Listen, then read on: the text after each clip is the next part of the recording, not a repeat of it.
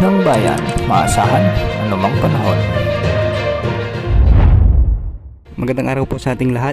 Narito ang update sa lagay ng panahon ngayong araw ng Linggo, September 29, 2024. Sa ngayon nga ay lumakas pa si Bagyong Julian at isa na itong severe tropical storm. Huling namataan ang sentro ng bagyo sa layong 305 kilometers silangan ng Apari, Cagayan.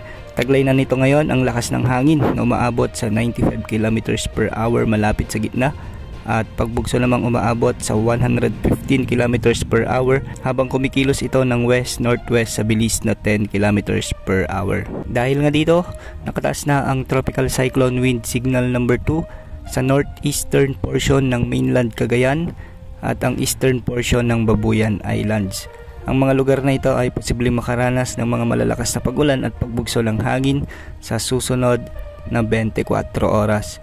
Samantala, signal number 1 naman ang itinaas sa bahagi ng Batanes, ang nalalabing bahagi ng Cagayan, ang nalalabing bahagi ng Babuyan Islands, sa may Isabela, Apayao, Abra, Kalinga, ang eastern at central portions ng Mountain Province, ang eastern portion ng Ifugao, Ilocos Norte, ang northern portion ng Ilocos Sur at ang northern portion ng Aurora.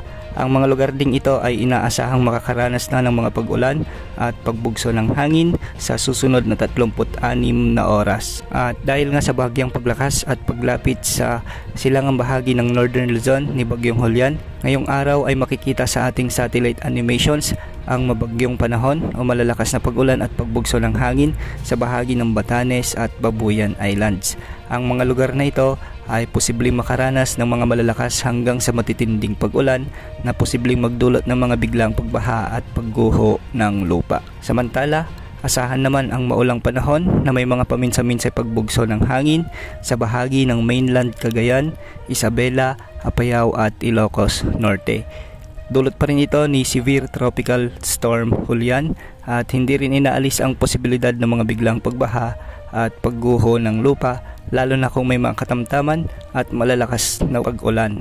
Samantala, makakaranas naman ng maulap na kalangitan na may mga kalat-kalat na pag-ulan at pagkidlat pagkulog ang Central Luzon, Quezon Province, Camarines Norte, Camarines Sur, Catanduanes, Ilocos Sur, La Union, Pangasinan, Cordillera Administrative Region at ang Cagayan Valley.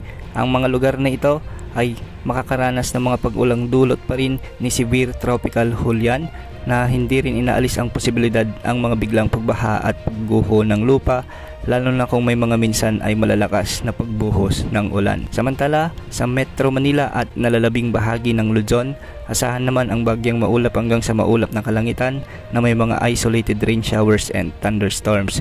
Ito ay dulot naman ng trough o extension ni severe tropical storm Julian. At sa nalalabing bahagi ng ating bansa, sa may Visayas at Mindanao, localized thunderstorms naman ang iiral lalo na pagsapit ng hapon o gabi.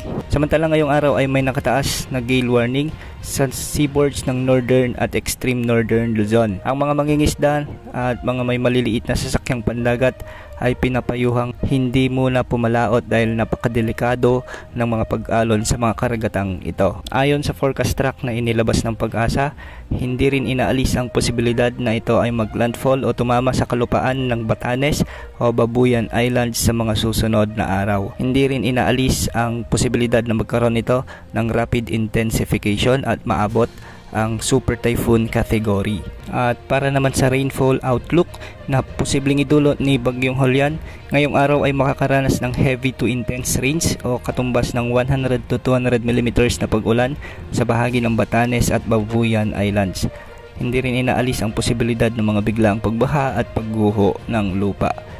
Ngayong araw din makakaranas ng katamtaman hanggang sa malalakas na pag-ulan o katumbas ng 50 to 100 mm na pag-ulan sa may mainland Cagayan, Ilocos Norte, Ilocos Sur, Abra at Apayao. Manatiling umantabay para sa mga susunod na updates ukol kay Bagyong Julian. Yan ang update sa lagay ng panahon. Ito pong weather update ng bayan, maasahan anumang panahon.